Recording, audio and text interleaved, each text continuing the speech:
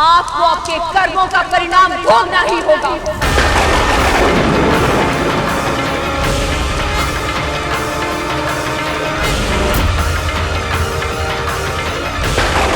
मैं हिम्मत कन्या पार्वती अपने संपूर्ण तप के बल का आह्वान करके आपको श्राप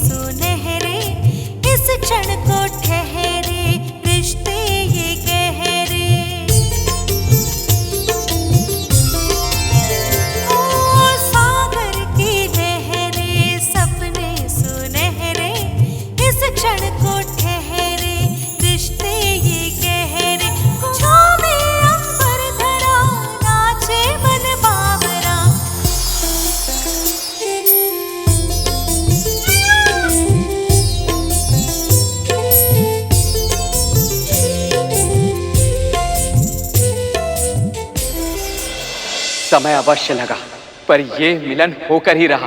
नारायण नारायण। पुष्पों के सब दल, सरिता की कलकल, मेघों का काजल, अंबर व जल थल।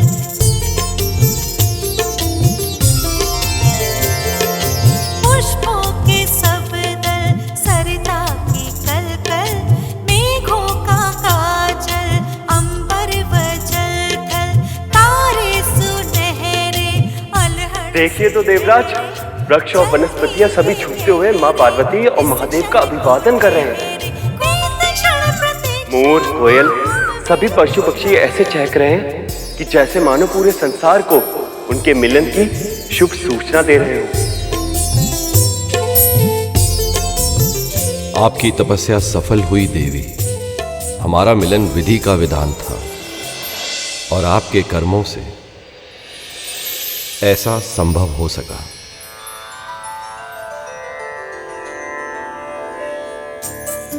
सहस्त्रों वर्षों से इतनी प्रतीक्षा करने के बाद, अनेक कठिनाइयां और चुनौतियों के बाद अब जाके हमारा मिलन हुआ है देवी।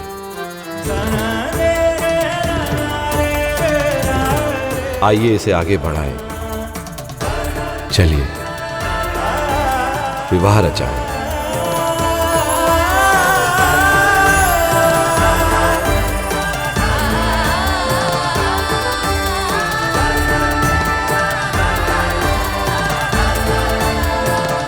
मुझे क्षमा कीजिए महादेव, पर मैं ये विवाह नहीं कर सकती।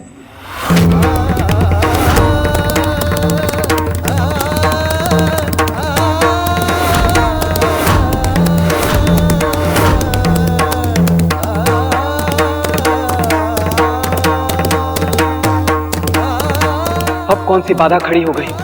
माँ पार्वती मना क्यों कर रही हैं? क्या हुआ पार्वती? मैं नहीं मान सकता कि आपको मुझसे विवाह रचाने में रुचि नहीं है। सत्य तो ये है महादेव कि आपको पाने के लिए मैंने घनघोर तपस्या की है। आपको पति के रूप में प्राप्त करना ही मेरे जीवन का लक्ष्य है। पर मैं ये नहीं भूल सकती कि आपकी प्रिय होने के साथ साथ मैं अपने माता पिता की पुत्री भी हूँ। विवाह से पूर्व मायके की लाज रखना मेरा धर्म है। मुझसे विवाह के लिए आपको मेरे माता पिता से अनुमति लेनी होगी महादेव।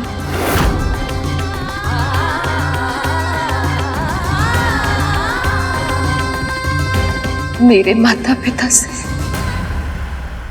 मेरा हाथ मांगना होगा आपको।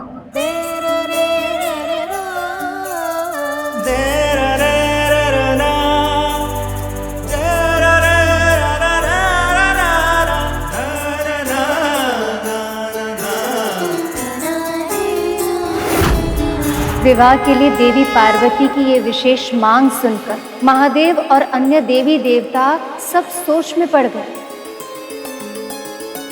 परंपरा के अनुसार कन्या के पिता से वर के माता पिता हाथ मांगने जाते हैं, पर महादेव वो तो स्वयंभू है, अनादि अंतहीन। ना तो कोई उनकी माता है, ना पिता, ना कुल, ना गोत्र, ना परिवार। वो तो इन सब से परे है, इन सब से पूर्व है वो, अजन्मे, आदि योगी। ऐसे में किसी को समझ नहीं आ रहा कि महादेव की ओर से महाराज हिमवंत के पास विवाह का प्रस्ताव लेकर कौन जाएगा। और तब महादेव ने गुरु वशिष्ठ और उनकी पत्नी देवी अरुंधति का आवाहन किया। हे ऋषियों में अग्रगण महर्षि वशिष्ठ, देवी अरुंधति, हम सब आपके दर्शन के प्रार्थी हैं। कृपया हमारी विनती स्वीकार करें।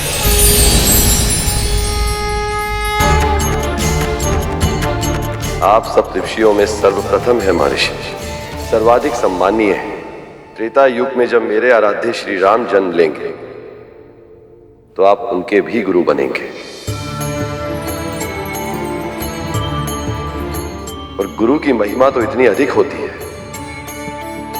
कि यदि भगवान और गुरु एक ही स्थान पर हो तो गुरु का वंदन भगवान से भी पहले किया जाता है। इसीलिए जिस महत्वपूर्ण दायित्व को निभाने का निवेदन करने के लिए मैंने आपका आह्वान किया है, उसके लिए आपसे अधिक उपयुक्त इस ब्रह्मांड में और कोई नहीं है। महर्षि, देवी, आप दोनों से अनुरोध है, यदि आप महाराज हिमवंत के पास उनकी कन्या पार्वती के लिए मेरे विवाह का प्रस्ताव लेकर जाना स्वीकार करें तो आप दोनों का बहुत उपकार होगा। उपकार? उपकार का तो प्रश्न ही नहीं उठता महादेव। ये तो हमारे लिए सम्मान और गौरव की बात है। हम प्रस्ताव लेके अवश्य जाएंगे।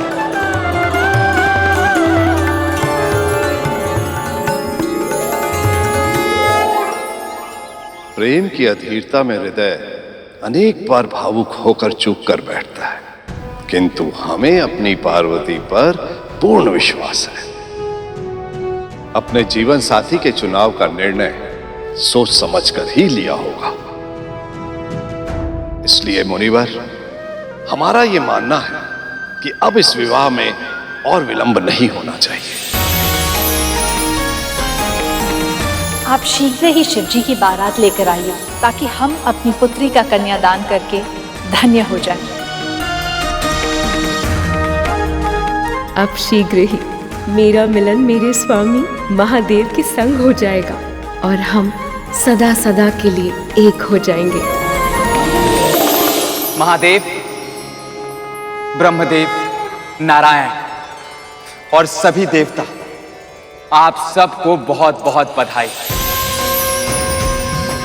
अब शीघ्र ही यह विवाह संपन्न होगा और फिर उसका जन्म होगा जो इस सृष्टि का उद्धार करेगा।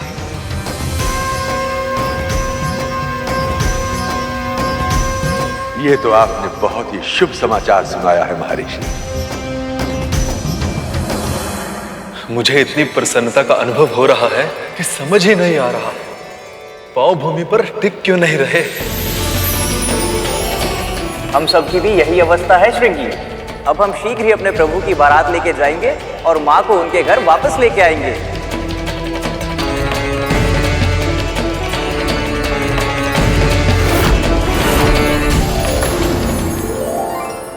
महर्षि, इस प्रसन्नता के अवसर पर आपके मस्तिष्क पर चिंता की रेखा। महादेव, यदि मेरे वश में होता मैं ये बात कदापि न कहता। क्या बात है?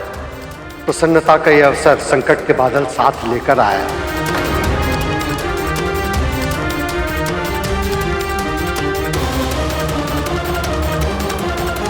यदि महाराज हिमवंत और महारानी मैना ने देवी पार्वती का कन्यादान कर दिया तो अनर्थ हो जाएगा।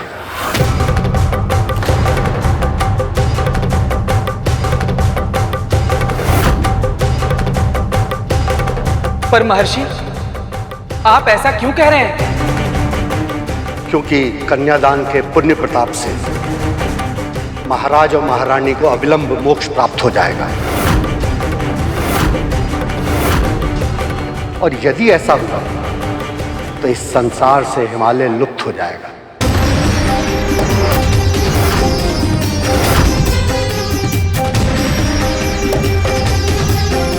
वो हिमालय जो सारी सृष्टि की तप भूमि है, जिसकी घाटियों में, जिसकी कंदराओं में, जिसकी हिम से सजी चोटियों पर हम ऋषि मुनि आश्रय पाते हैं। यदि वही हिमालय लुप्त हो गया तो हम ऋषि मुनि साधना कहां करेंगे महादेव?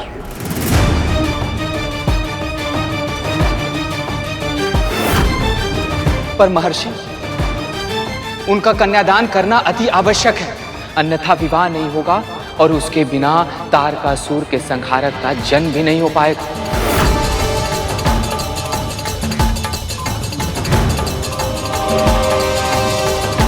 यदि कन्यादान करते समय कन्या के माता पिता के मन में संशय आ जाए तो उन्हें पूर्ण लाभ नहीं प्राप्त होगा।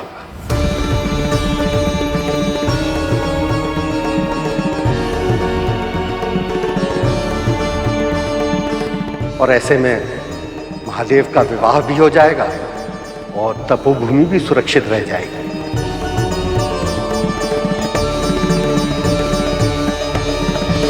पर यह संशय उनके मन में आएगा कैसे महर्षि?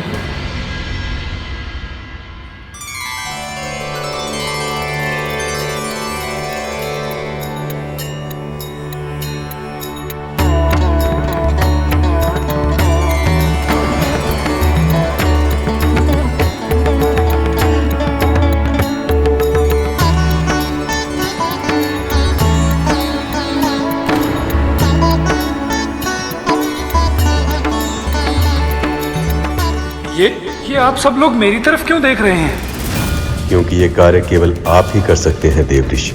मैं कैसे प्रभु? मैं कैसे करूंगा महाराज हिमवंत और महारानी मैना के हृदय में शंका उत्पन्न।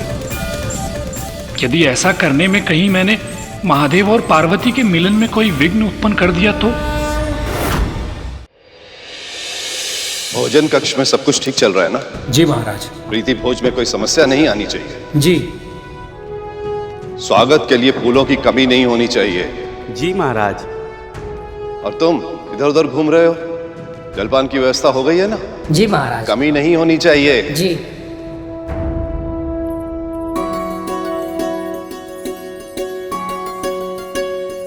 संसार की सबसे उत्तम श्रेणी के रेशमी वस्त्र और आभूषणों को तैयार रखो। और हाँ, केवल दामाद जी को ही नहीं, बारात में जितने जन आएंगे सभी को उपहार देना है हमें। शीघ्र करो, समय निकला जा रहा है।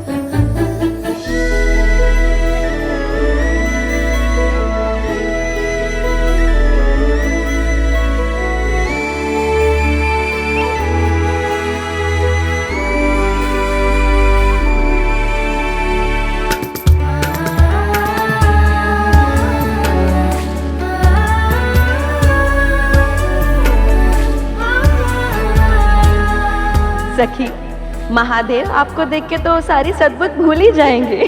सद्बुद्ध की बात ही नहीं है जया। आनंद तो तब आएगा जब महादेव चैतन्य अवस्था में ये स्वीकार कर ले कि संसार की सर्वश्रेष्ठ सुंदरी हमारी देवी पार्वती है।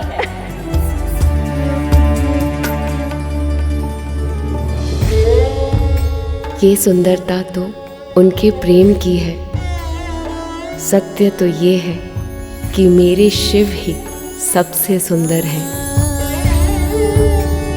इसे विश्राम स्थल पर ले जाइए। नारायण नारायण। अरे देवऋषि नारद जी।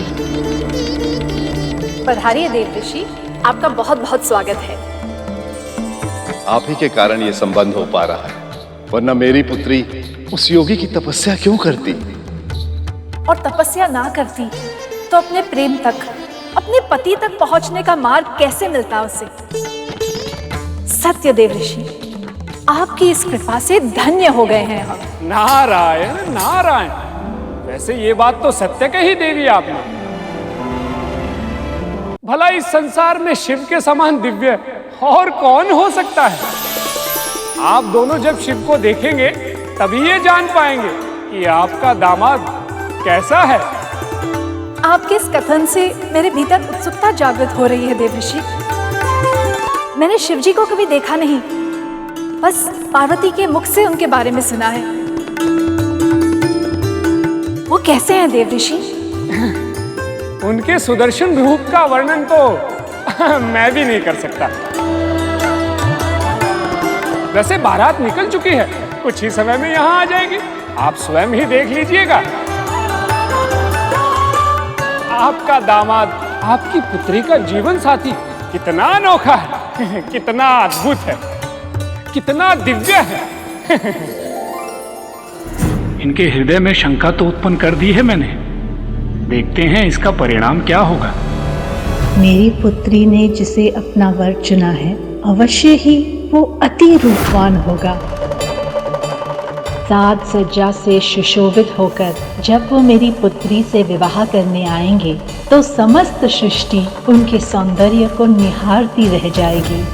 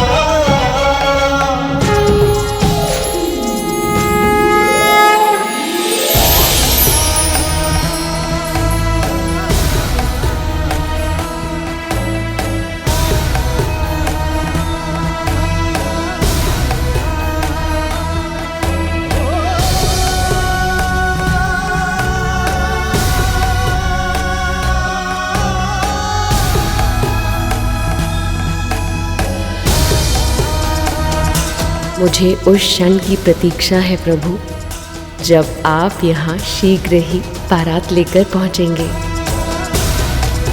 मैं भी उस क्षण की प्रतीक्षा आतुरता से कर रहा हूँ प्रिय, जब हम सदा सदा के लिए एक हो जाएंगे। आप दोनों जब शिव को देखेंगे तभी ये जान पाएंगे कि आपका दामाद कैसा है। महर्षि नारद के वैसे कहने का क्या आशय था? मैंने तो शिव को कभी नहीं देखा। क्या वो हमारी पुत्री के लिए एक योग्य वर हैं?